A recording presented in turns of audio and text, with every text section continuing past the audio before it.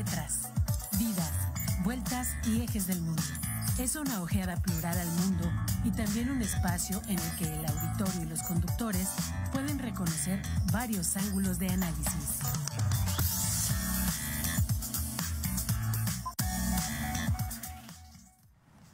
Hola, ¿qué tal? Muy buenos días. Aquí estamos como cada miércoles en su programa Tetras, que es un programa de análisis. Un programa no es informativo, sino más bien de revisión de las condiciones en las que se encuentra viviendo actualmente nuestra sociedad. Se pueden comunicar con nosotros a cabina al 192-1200, extensión 37120, 37120.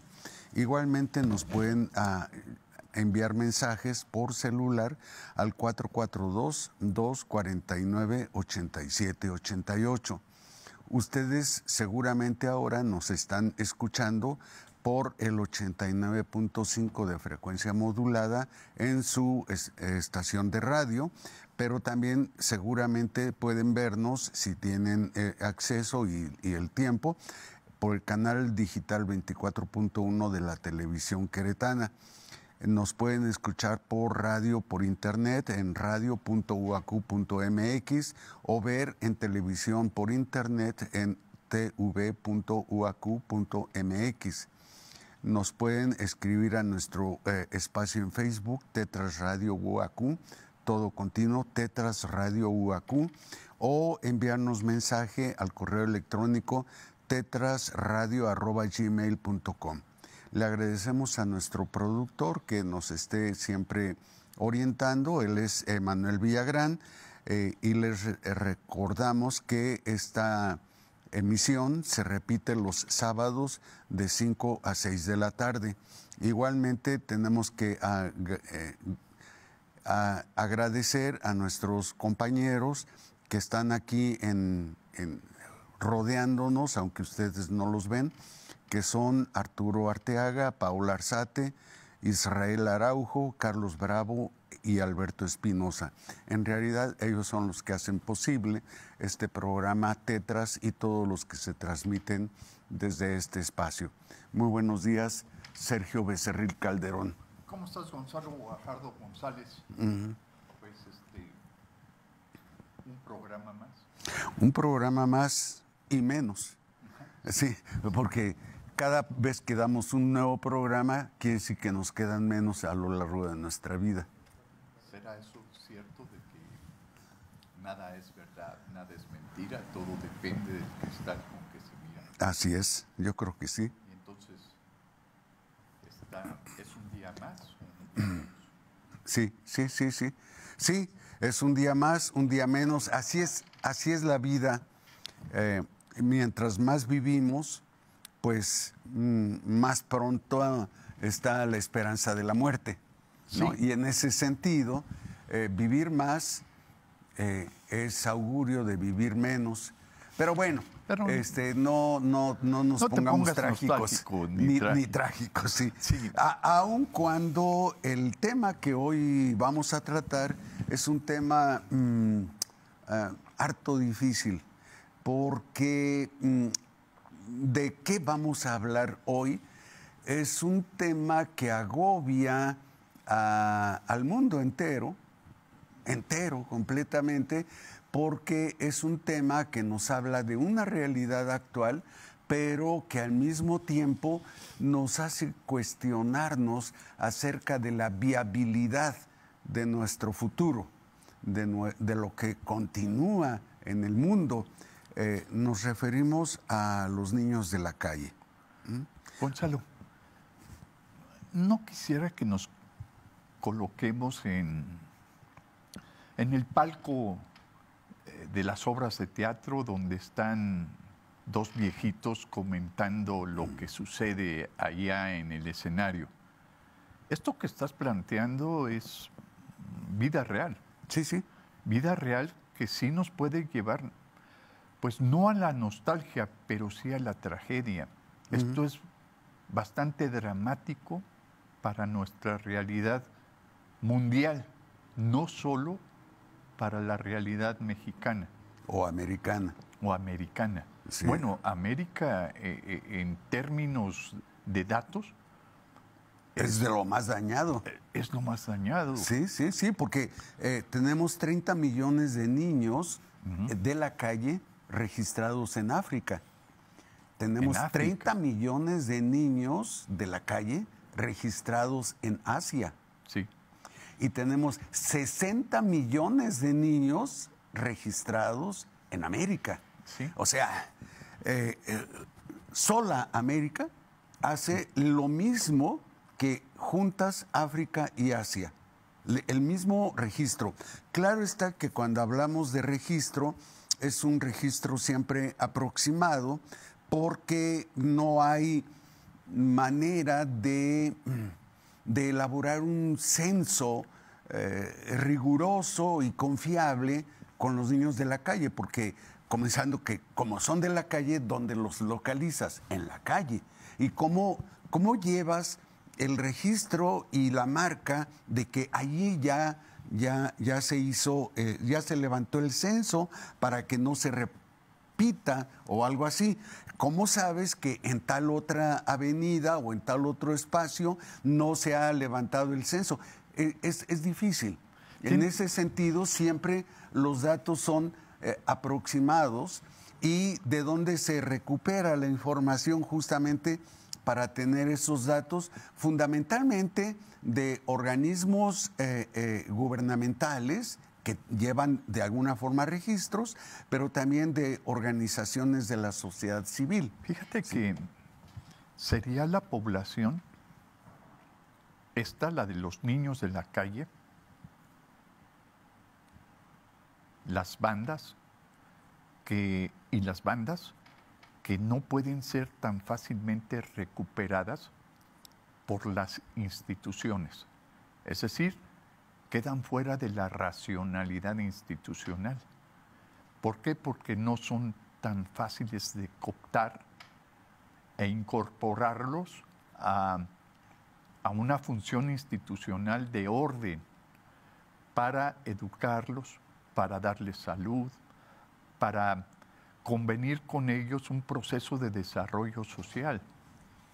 Entonces es complicado que ellos sean parte de un censo porque no hay quien, o la fuente de información no existe institucionalmente. Sí, y no se puede objetivar el censo. No se puede objetivar el censo. Ajá. Entonces, lo que bien hacen los niños de la calle es denunciar toda una problemática social, pero es toda una problemática social mundial, Gonzalo Guajardo.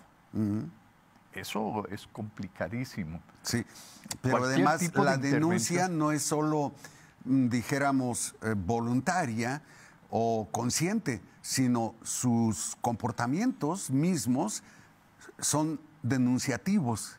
El comportamiento del niño que anda en la calle te está gritando algo y hay que saber leer e interpretar ese grito del niño de la calle, ¿no? Sí, sí. Ibas a decir algo más, No, perdón. no, es que hablan sin hablar. Así es. Y denuncian sin ir al Ministerio Público o a alguna asociación civil. No, ellos están denunciando lo que pasa y tienen derechos. Y esos derechos no pueden ser ejercidos tan fácilmente.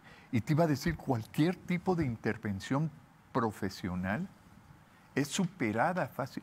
Estoy hablando de esas intervenciones profesionales que se hacen desde la beneficencia pública o de las instituciones asistenciales.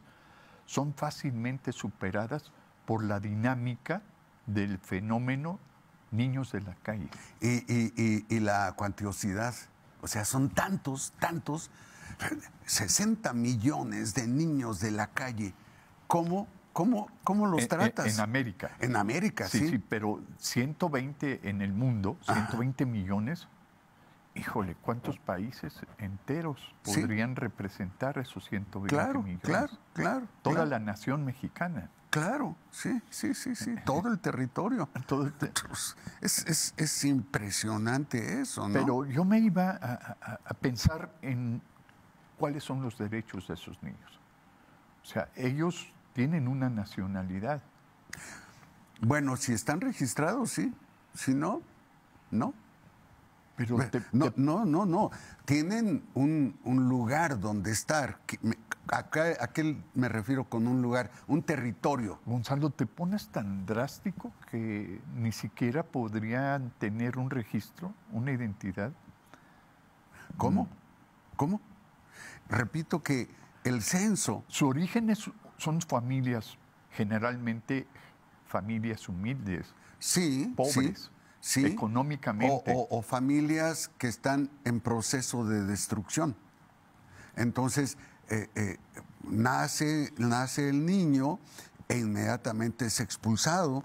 Estaba yo justamente en la preparación del programa de hoy recordando aquella novela que salió en 1985, no sé si la recuerdes, es una novela original de un alemán que se llama Patrick Süskind, y la novela se llama El perfume. Y después esa novela fue llevada también al cine, nada más que con algunas adaptaciones justamente para el lenguaje fílmico, que no es precisamente el mismo del lenguaje escrito. Y el lenguaje escrito es muy, muy dramático, y justamente lo que plantea Patrick Süskind es el desarrollo de la vida de un chico que nació en un mercado. Es decir, la mamá del niño vendía pescado. Le encomendaron vender pescado en una plaza del mercado. Sí, en una plaza del mercado, vender pescado. Ella estaba embarazada y allí, mientras estaba despachando el pescado, nació el niño, ¿sí? Pero la mujer se sintió muy, muy incómoda y entonces levantó al niño y fue a tirarlo al basurero de los desperdicios. Y allí creció el niño. Digo, no estuvo todo el tiempo allí, pero lo sacaron y ahí lo tuvieron y se dieron cuenta, dijeron, pero sí, es que aquí en el basurero está un niño, ¿cómo es posible eso? Pero lo pusieron al cuidado de una mujer y la mujer pronto lo desechó. Y lo desechó porque dijo, no huele a nada, no tiene olor. Esto marca de alguna forma la vida del pequeño y se va desarrollando así en una vida en la calle, sin apego a nada, a nadie lo busca, nadie lo procura, incluso, como digo, le rehuyen porque no tiene olor, no huele su piel, ¿sí? No huelen sus manos, nada. Y entonces esto marca también su derrotero, porque lo primero que hace ya que tiene cierta edad, 8, 9 años, es buscar empleo con un abarrotero, ¿sí?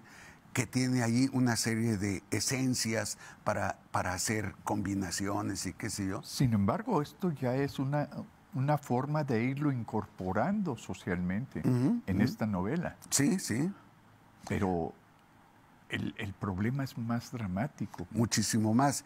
Aunque la novela lo va incorporando, sin embargo, de alguna forma, también le va manifestando cada vez más su rechazo, porque justamente el niño es un niño de la calle, no es nada.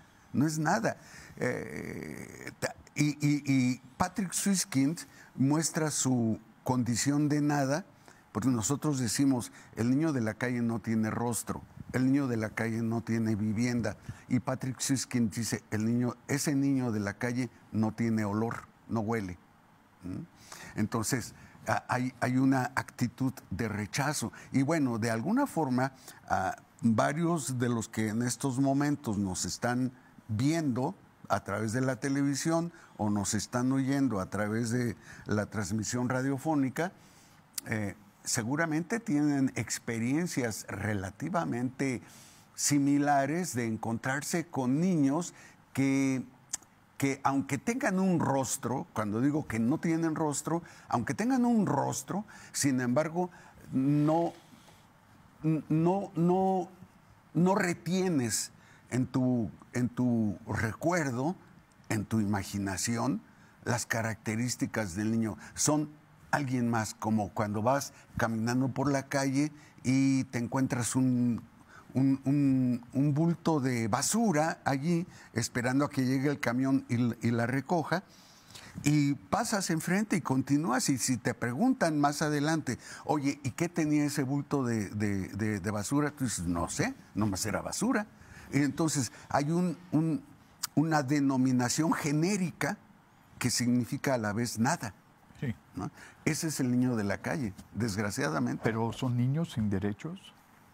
Son niños es que el derecho solo lo puedo reconocer si apelas a él, si tienes forma de apelar. Si no, ¿cómo? Es que considero, Gonzalo, que te estás colocando en el extremo más fatal, Sí, para la construcción de una historia de vida, las Sí. historias de vida. sí.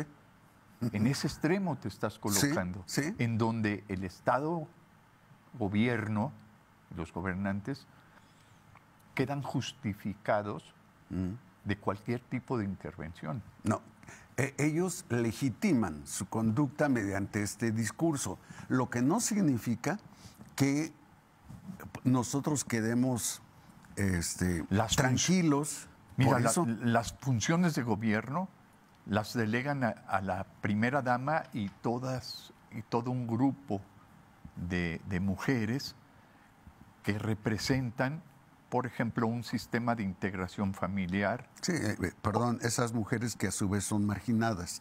Sí, pero bueno. O sea, discriminadas. Un grupo social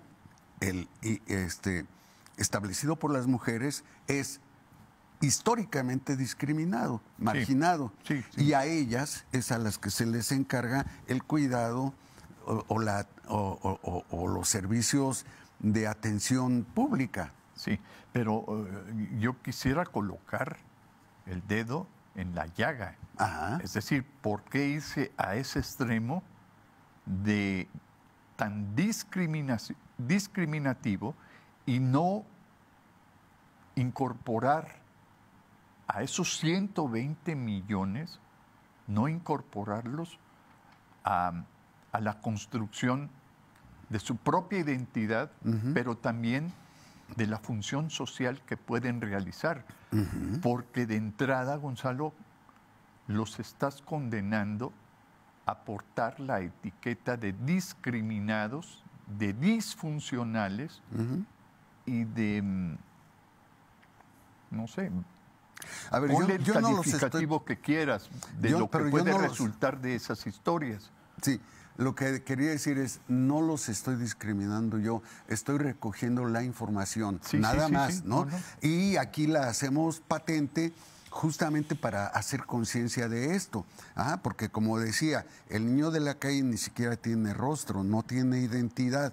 Pero, ¿qué significa no tener rostro y no tener identidad? Quiere decir que la mayoría de la gente que anda haciendo sus compras en los mercados o que va a tal lugar a divertirse o qué sé yo, no los identifica, no los reconoce, no sabe de ellos. Nada más hasta donde yo tengo información, hay un país, uno, en todo el mundo, que ha logrado no tener niños de la calle. Es decir, ha desarrollado un programa de atención social tan eficaz y tan generoso que no tiene un solo niño de la calle. No hay manera de que tenga niños de la calle, ¿no? Ese país se llama Cuba. Cuba, ¿sí? Y comenzó justamente una serie de estrategias para atender a esta gente discriminada, a esta gente ofendida históricamente, a esta gente marginada socialmente. Comenzó al tener el triunfo, al lograr el triunfo de la Revolución Cubana. Y le ha costado muchísimo trabajo, pero estamos en el 2023 y entonces esto significa, después de 60 y tantos años, tiene esto. No estoy muy seguro de ello.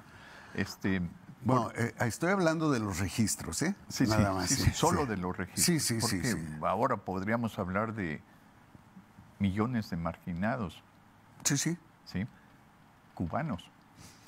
Que vienen a otros lados. Justamente en el programa radiofónico de hace unos minutos estuvo aquí un cubano hablando precisamente de los problemas que él ahora en México tiene porque se cancelaron las becas y entonces él no puede continuar con sus estudios.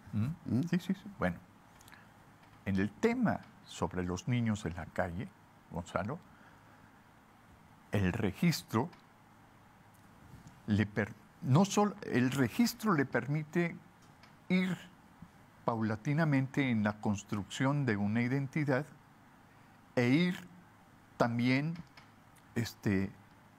desarrollando una historia de vida con una función social. Y esa función social es de ser su identidad, ser niño de la calle.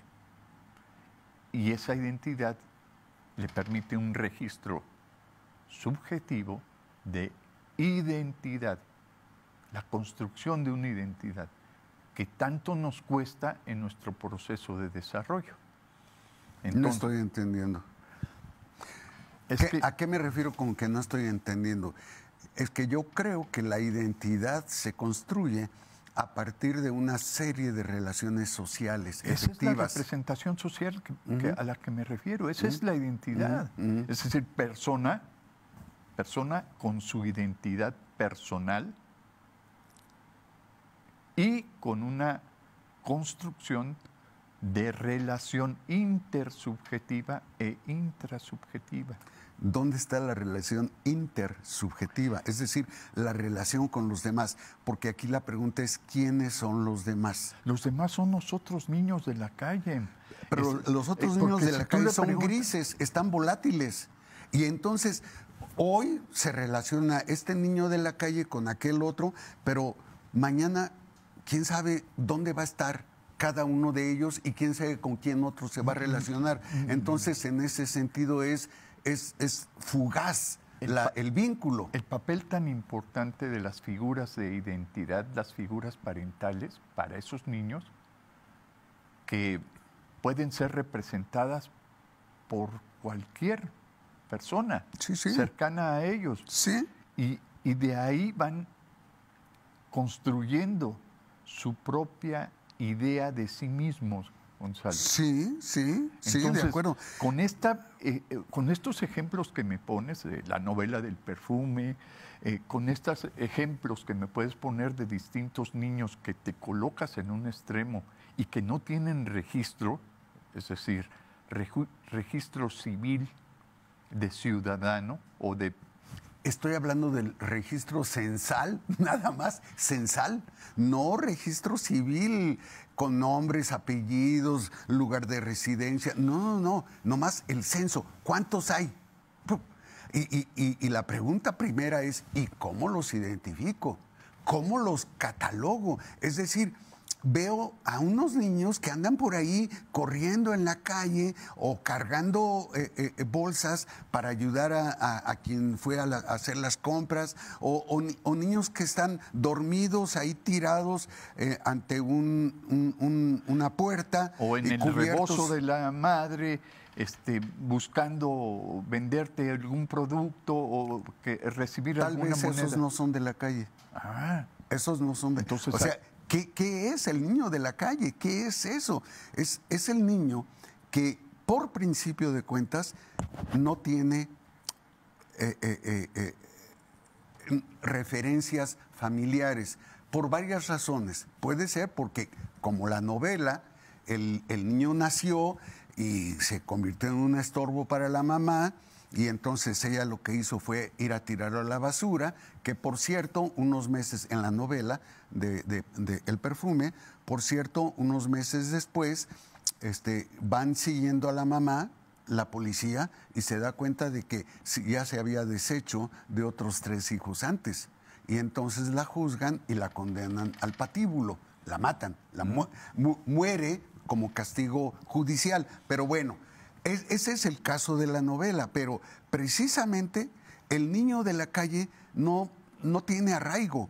Eventualmente, tú podrías decir, bueno, por razones o por medios lingüísticos tiene un arraigo, porque habla un idioma. Pero resulta que tienen un idioma propio para entre ellos estar jugando o de alguna forma comunicándose, porque tampoco pueden vivir en la eterna incomunicación. Pero ese tampoco tiene registros, ese lenguaje. Gonzalo, Y sí, me estoy poniendo en un extremo, pero a propósito, para poder ofrecer con toda crudeza el cuadro cotidiano que viven estos niños, porque de alguna forma Sergio Becerril Calderón se llama Sergio, se apellida Becerril, se apellida Calderón, y esto da cuenta de un contexto familiar, un núcleo que le haya ido muy bien o mal o muy mal, no lo sé, pero fue un núcleo que le dio identidad. Y entonces cuando el niño Sergio iba a la escuela, Becerril Calderón, presente maestra.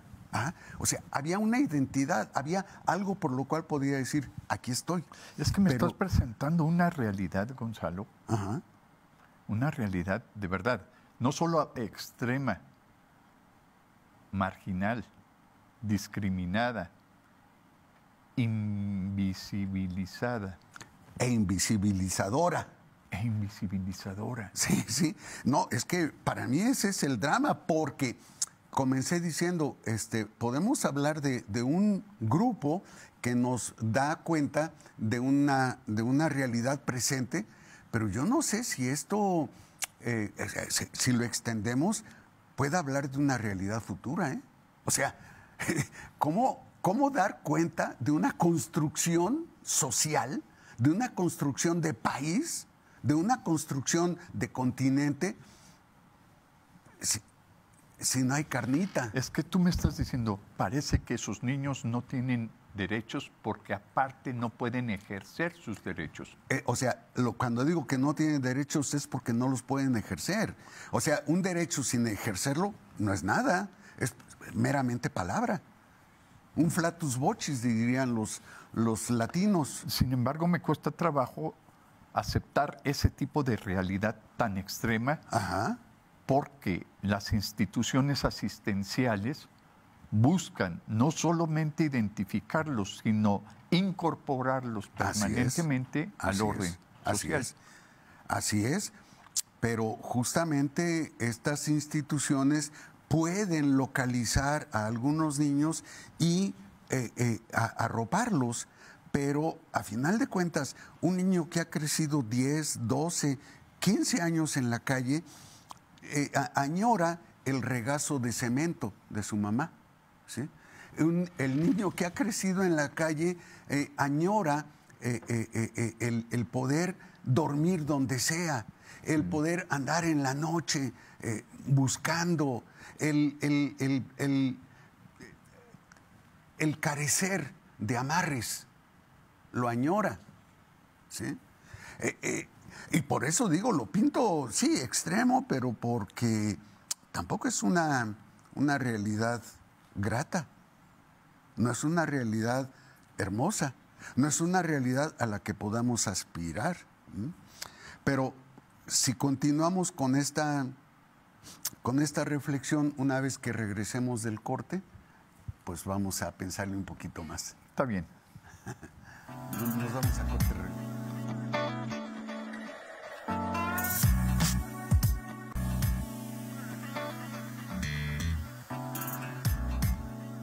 Bueno, continuamos con este tema que me parece dramático, Gonzalo. Y comentábamos fuera del aire, comentábamos acerca de esta novela. De Patrick Süskind, El No, perfume. no, es esta que novela esta no es novela. Ah, es una investigación, ¿verdad? Una investigación Sí, que sí. hizo Judith Calderón Gómez. Esta Judith Calderón Gómez comenzó, ella es periodista y comenzó su trabajo periodístico en el 1+1. Pero después pasó a La Jornada y actualmente es reportera de La Jornada. Y en el decenio pasado, justamente como consecuencia de sus trabajos como periodista, y que había recogido un sinfín de notas a propósito de los niños de la calle, escribió este libro que es un texto publicado por La Jornada junto con Editorial Grijalbo, y presenta justamente la condición de los niños de la calle y le puso por título al libro Infancia sin amparo. Este libro se publicó en el 2003. Ajá. 2003, Fíjate. es decir, hace 20 años. Sí. Por lo tanto, los datos cuantitativos que allí ofrece, de alguna manera ya resultan anticuados, porque son los datos que pudo recoger en aquella época. Pero los datos cualitativos son de otra cosa, son de otro estilo. La calidad de esos niños que ustedes están viendo en estos momentos en pantalla. Y describe para nuestra audiencia de radio, ¿no? Sí.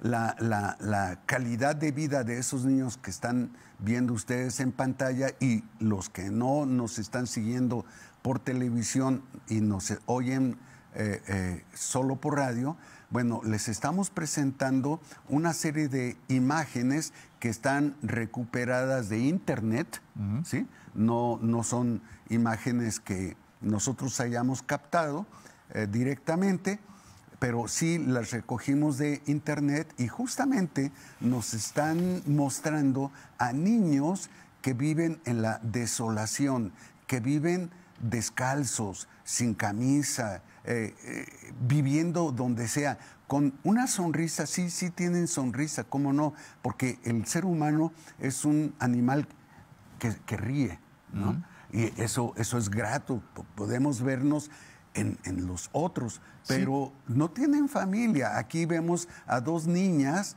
paradas paradas en la calle junto a una banqueta, y en la banqueta sentado un niño. Ahora tenemos en la imagen a un niño que está todo desarrapado,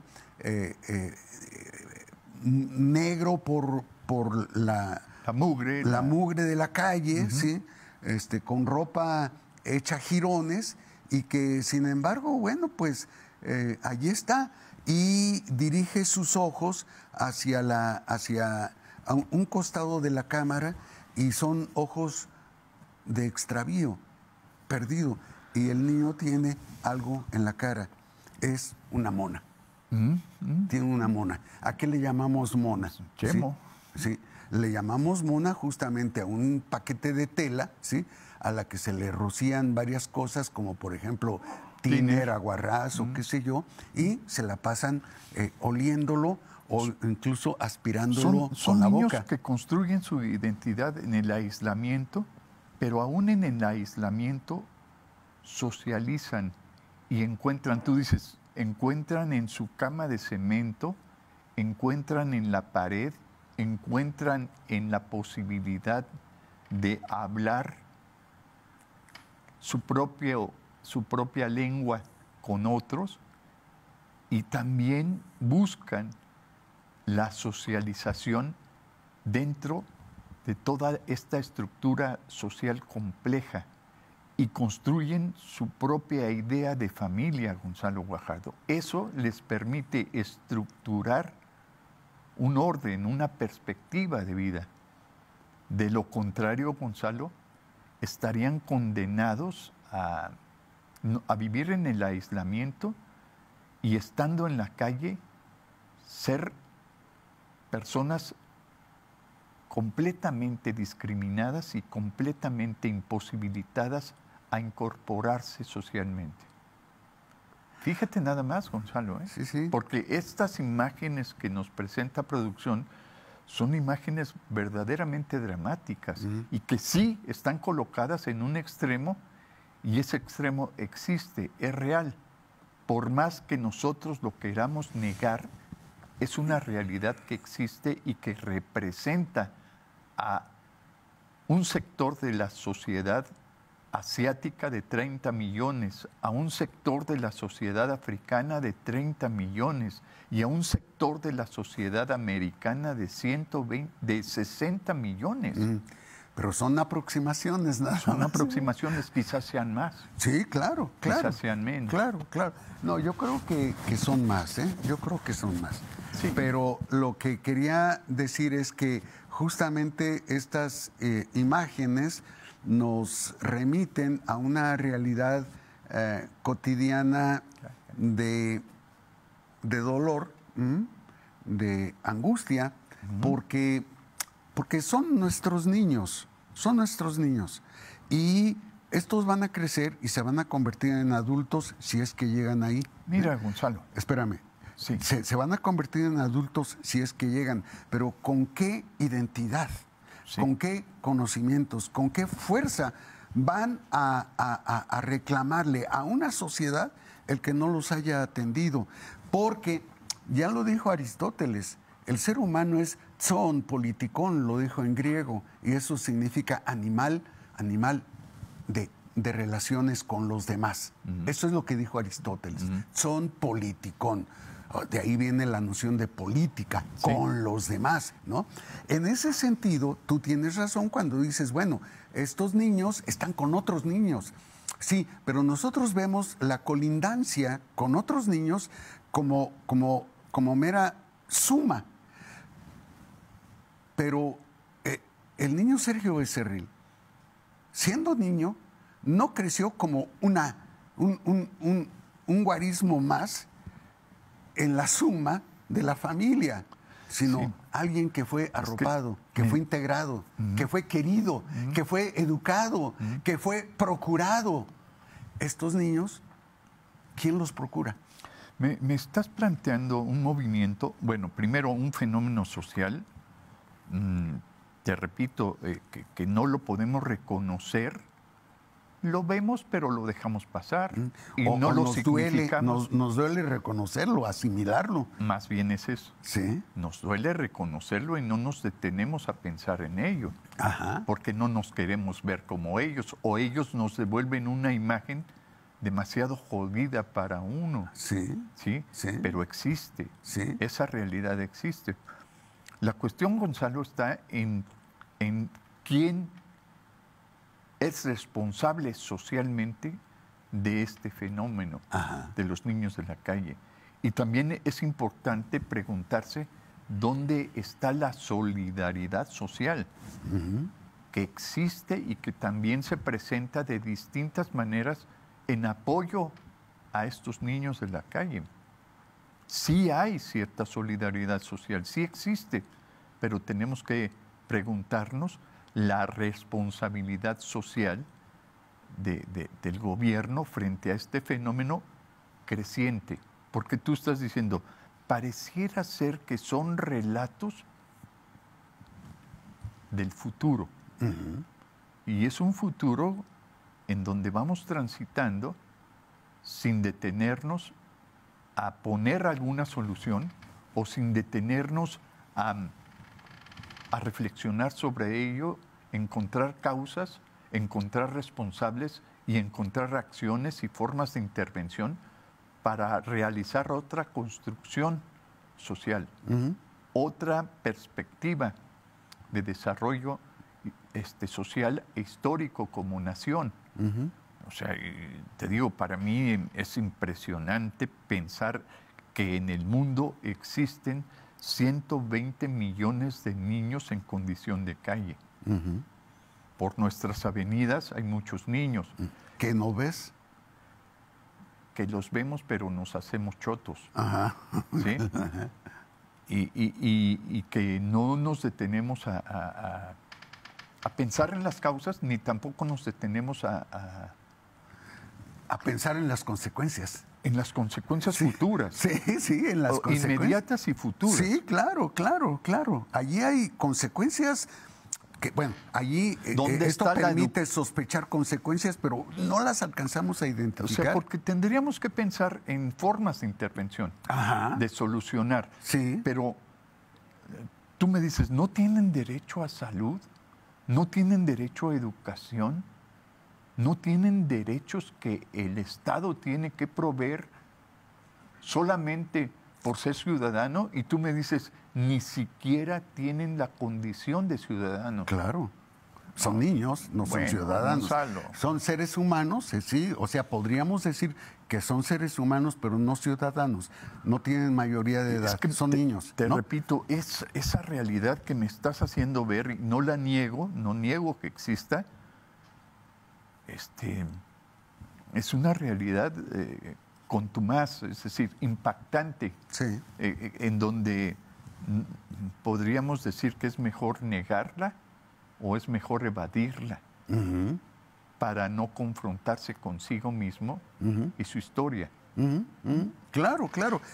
Les decía hace rato que varios de estos datos que traemos aquí los sacamos de este libro que se llama Infancia sin amparo y lo escribió justamente una reportera de La Jornada y lo publicó en el 2003 con apoyo de otras organizaciones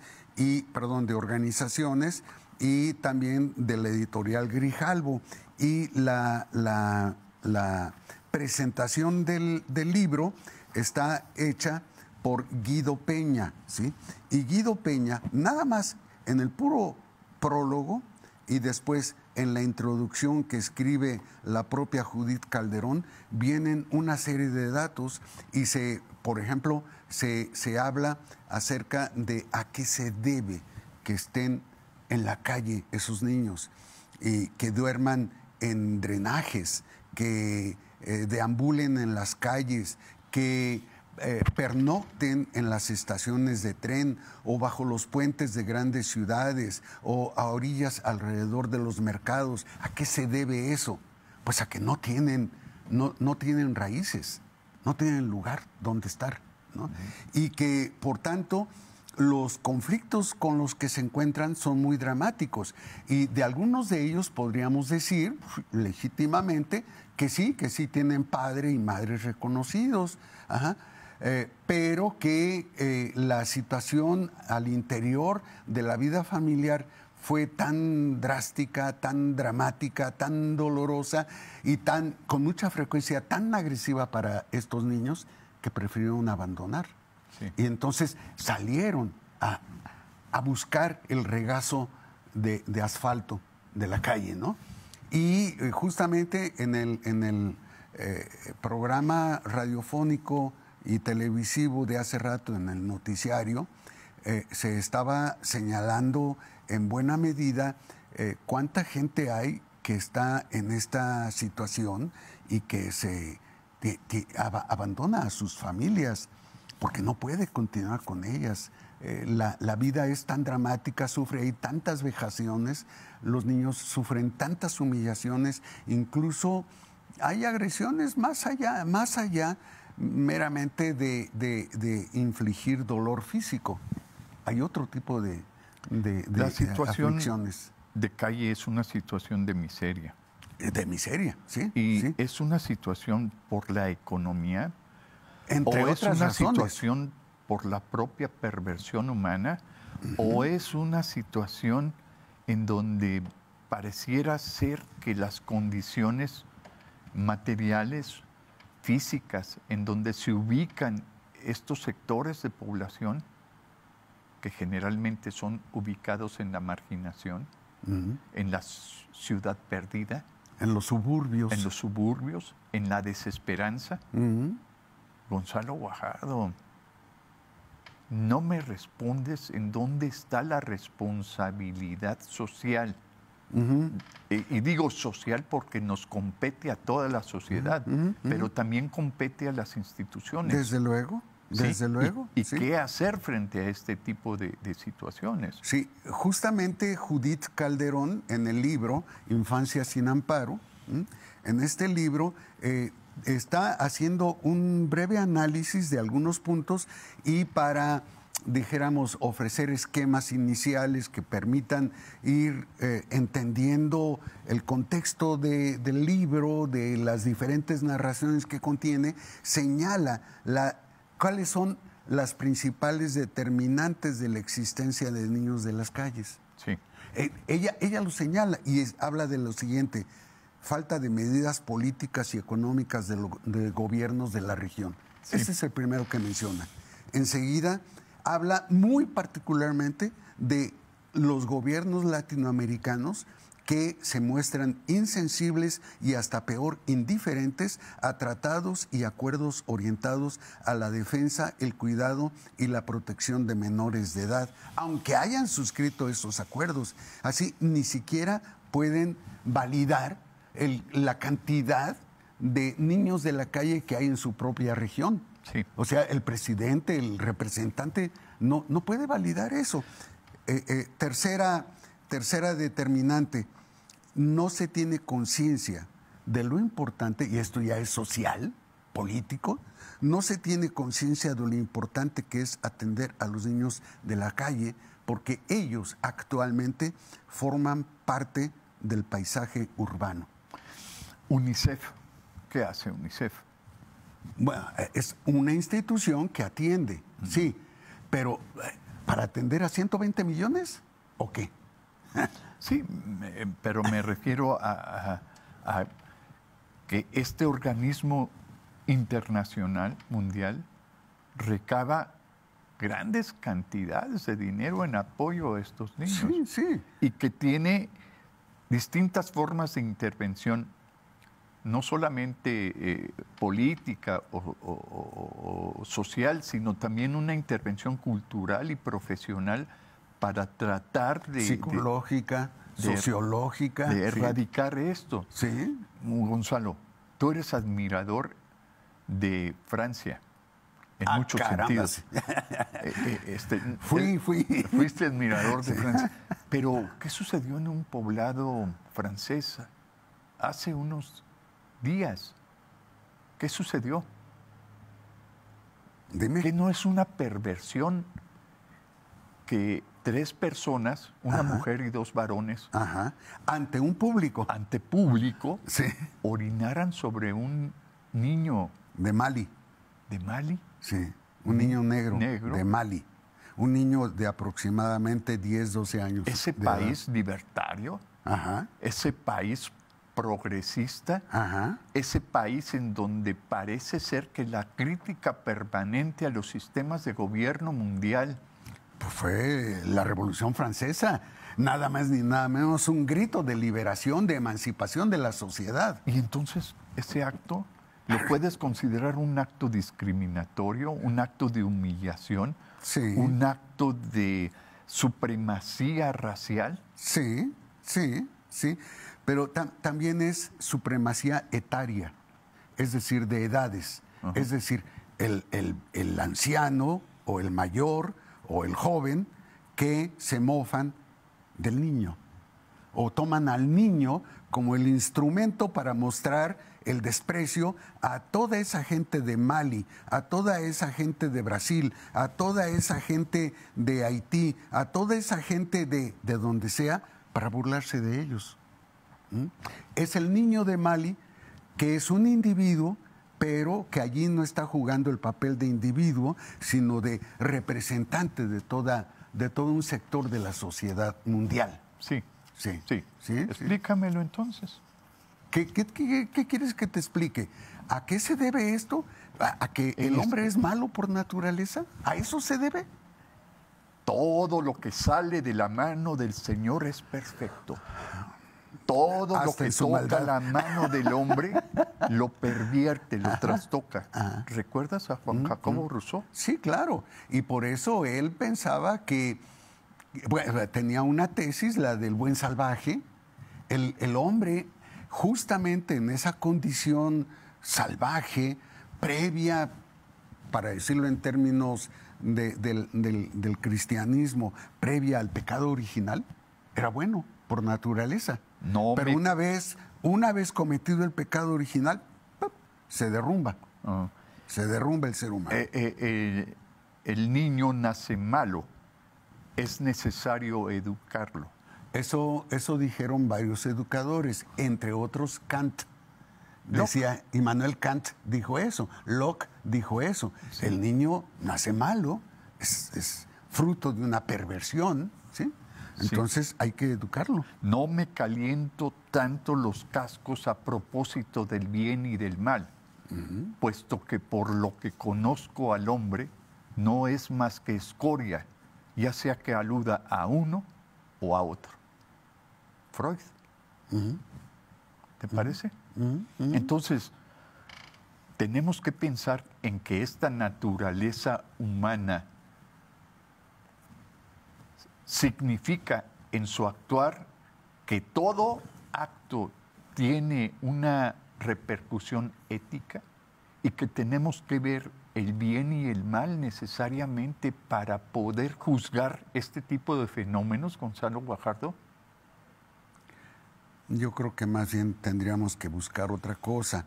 Y el artículo 47 de la Ley Federal del Trabajo prohíbe que menores de 15 años de edad se dediquen a trabajar y que tienen que más bien jugar, ser cuidados, protegidos por sus padres, tener techo digno e ir a la escuela. Bueno, tenemos que irnos lamentablemente, sí, Gonzalo. Desgraciadamente. Los tiempos institucionales. Que estén muy bien. Nos vemos en el próximo programa de Que Tetras. pasen buen día. Hasta pronto. Adiós. Esto fue Tetras, vidas, vueltas y ejes del mundo. Programa que se asoma a la vida humana en sus diferentes expresiones, queretana, nacional o mundial. Una producción de TV UAC y XHUAQ Radio Universidad. Gracias por acompañarnos.